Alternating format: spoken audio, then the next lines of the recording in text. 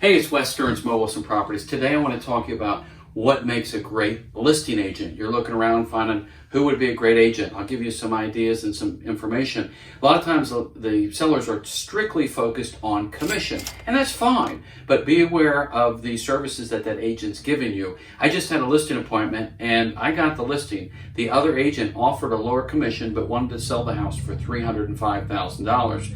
Sellers were interested. How about I actually sold the house for $339,000. You think they were happy with going with me? Absolutely. So let's talk about what makes a great listing agent. First is experience. You want an agent that has been around in the business that can handle a lot of the curveballs. This business is not cookie cutter. There are a lot of things that can happen. You have buyers, sellers, listing agents, appraisers, home inspectors, settlement companies, termite inspectors. There are a ton of things that can go wrong. I wish I could give you a perfect transaction every time. It doesn't happen. You need a good agent to handle those curveballs. The second important thing with a good listing agent are photos. There are iPhone photos. You don't want your house showing on all these websites with an iPhone photo. You'd be shocked. Or actually, go take a look. I'm going to show you in a little bit some examples, but you'd be shocked to see what agents are doing just to save a buck. That's not fair. You need to make sure the client's property is getting the best exposure in the most professional manner. There are very fancy cameras out there, and I also like the Matterport 360 photos, virtual tours, and you'll see a major difference. So make sure that agent's going to do the right thing for the seller to make that house look as best as it can online where everyone looks. The third thing a great listing agent is besides taking the virtual tours and the photos and putting them on their MLS system, why not get them onto Facebook, LinkedIn, YouTube, Instagram. There are tons of websites along with Zillow, Realtor.com, LinkedIn, Trulia, Google-based, Gibo, HotPads, Military by Owner. My philosophy is like fishing. The more hooks I have in the water or the bigger net I'm casting, the more fish I'm going to get. So it's important that listing agent is going to put your house in every median. By the way, 1/3 of every buyer out there is a millennial. Guess where they shop? Online. So make sure that agent's getting you maximum exposure of your property. Before I finish this list of great agents, I want to show you some samples of some of the properties and great ways to market the property on social media. Let's take a quick look.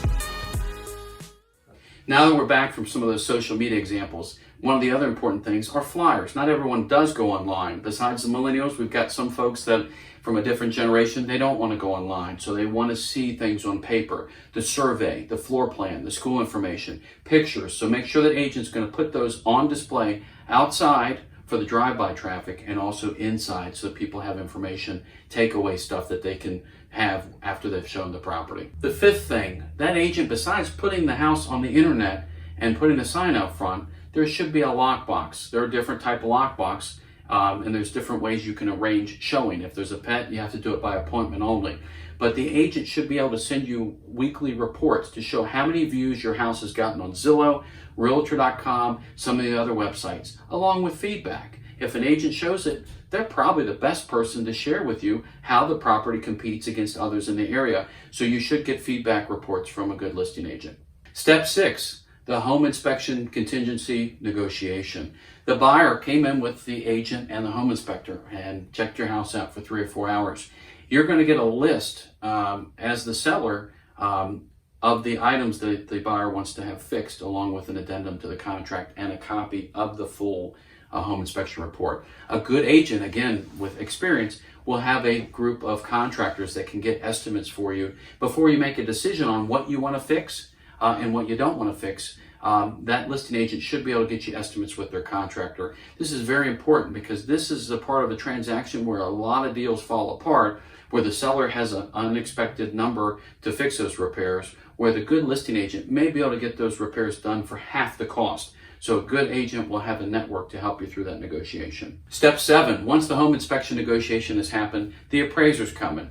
There are some good appraisers, there are some bad appraisers. Some that may be coming out of the area that don't know the market. A good listing agent is going to prepare a package that helps support, kind of share or do the homework of the appraiser. The appraiser is going to come into your house with a scheduled appointment, 5 to 10 minutes, and he or she is going to look at your house and compare it to other like-kind properties to come up with a fair value. That agent will have a copy of the contract and know what the sales price is. Unfortunately, I get a lot of appraisers that come out of the area that don't know the strength of our market. So I will prepare a package with a list of upgrades, talk about the schools, the transportation, and our market, all good things to help support that appraisal. This too is another important step in the negotiation where if you get a low appraisal, the deal could fall apart if the appraiser doesn't understand the market and undervalues the property. Step 8, the experienced agent will have a long history of negotiation. Not only you need that during the back and forth from the initial offer, if you get a low appraisal or home inspection items, those kind of things, the agent will have experience to talk about how to keep the deal together. So a brand new agent, welcome to the business, but they're not going to have that history on how to handle these various curveballs that may come your way. So ask the agent, have they sold in the neighborhood? Are they familiar with the marketplace? And ask them for a report of how many sales they had. It's important. They should be able to produce that for you. And also maybe some referrals or look up their reviews that are online. You should also be able to see their statistics online as well. The last and most important thing, that listing agent needs to put you first. And by that, I mean not only getting you top dollar, but make sure every phase of the transaction runs smoothly so that you have a great, easy move. Good luck in your choice for your listing agent.